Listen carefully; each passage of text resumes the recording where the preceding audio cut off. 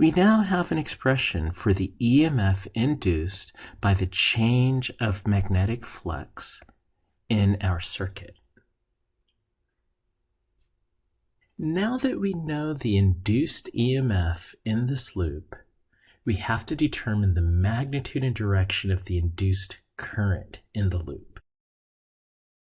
Let's say we have a positive charge right here, right in the middle of the wire. As the wire moves to the right, it carries that positive charge with it to the right. We know that that positive charge is going to experience a magnetic force.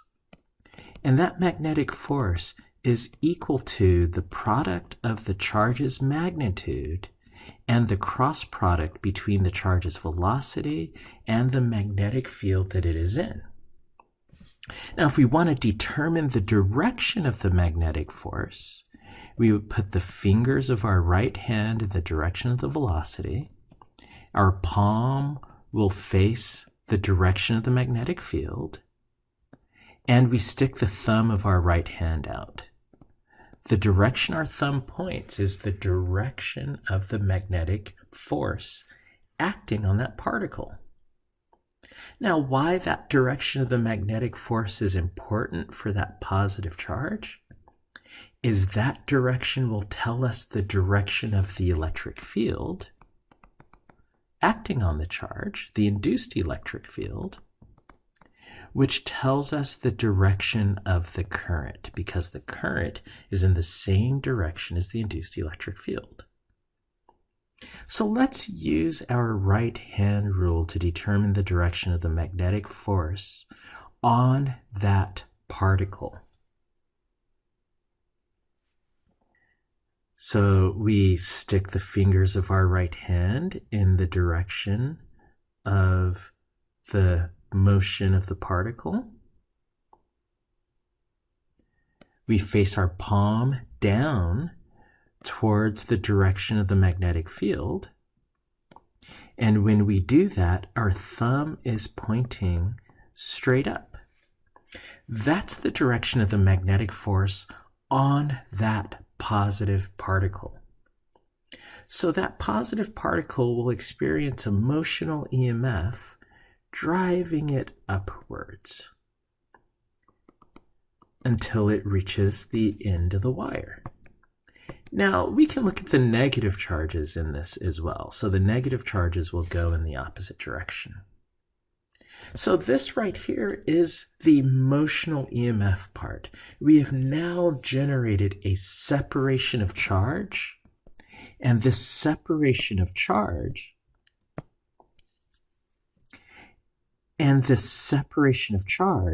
gives us a potential difference, a motional EMF. And because the positive charges at the top of this wire and the negative charges at the bottom of this wire are attached to the rest of the circuit, a complete loop is formed. And that means these charges are free to move around in the circuit, generating a current. And in this situation, the current will be counterclockwise. So now that we know the direction of the current, we need to figure out its magnitude. We could do that pretty easily by recognizing Ohm's law. That Ohm's law says that the potential difference across a resistor is equal to the product of the current through the resistor and the resistance of the resistor. Now here, the potential difference across the resistor is just given by the induced EMF of our circuit.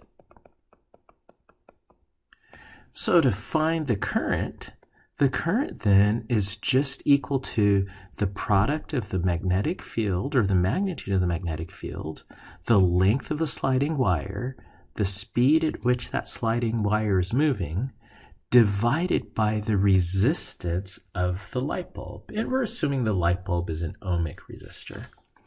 And so this is the magnitude of the current, and the direction of the current is counterclockwise as we are viewing this from above the circuit.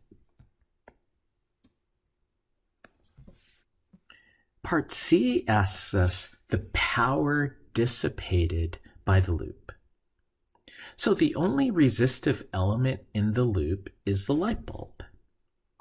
And you should remember that the power dissipated by a resistor, in which we're modeling the light bulb as a resistor, the power dissipated by that resistor is equal to the product of the square of the current and the resistance of the resistor. So here, the power dissipated is equal to the square of the current, which is the square of the product of the magnitude of the magnetic field, the length of the sliding wire, the speed at which that wire is moving, over the resistance of the light bulb squared, times the resistance. And this just ends up being B squared L squared V squared over R is the power dissipated by the light bulb in our circuit. And now for part D, we need to find the magnetic force on this sliding wire. Well, that sliding wire is carrying a current. Let's just illustrate the sliding wire right here and the current it's carrying. We already know what the value of the current is and the direction of the current. Now, this current is exposed to a magnetic field. That magnetic field is going away from us at a right angle to the current. We know from work we've previously done that the magnetic force acting on a current carrying wire is equal to the integral of the product of the current in the wire and the cross product between the directional differential of the current and the magnetic field that the wire is exposed to. Now, we've seen that if this is a uniform magnetic field, which it is, that the magnetic force is just equal to the product of the current going through the wire, the length of the wire, the magnitude of the magnetic field, times the sine of the reference angle between the current direction and the magnetic field. Since the current is going up and the magnetic field is going away from us, the angle between the two is 90 degrees. The sine of 90 degrees is equal to positive 1. So this means that the magnetic force is equal to the product of the current, the length of the wire, and the magnetic field. And let's not forget the direction. We can get the direction of the magnetic force from the right-hand rule. Now, the right-hand rule for currents says that we place the fingers of our right hand in the direction of the current. Then we face our palm in the direction of the magnetic field. The direction our thumb points is the direction of the magnetic force. So here the magnetic force is pointing to the left. And so we could write that the magnetic force on the moving wire is equal to the current, which is equal to BLV over R, times the length of the wire, times the magnitude of the magnetic field to the left. And so we could write that the magnetic force is equal to B squared, the magnitude of the magnetic field squared, L squared, the length of the wire squared, times the speed at which the wire is moving over the resistance of the light. And this is acting to the left. So the magnetic force is trying to keep the wire from expanding. And that makes sense. That is so interesting because Faraday's law says that there will be an induced EMF to oppose the change of the magnetic flux. And just by looking at the motional EMF, the direction of the current, and the magnetic force on the current, we see that the magnetic force on this current in the sliding wire is in such a way as to try to oppose the wire from continuing to slide.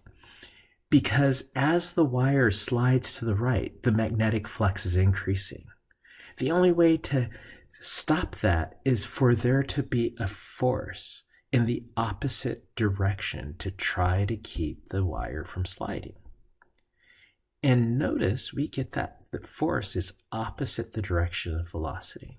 The force is to the left.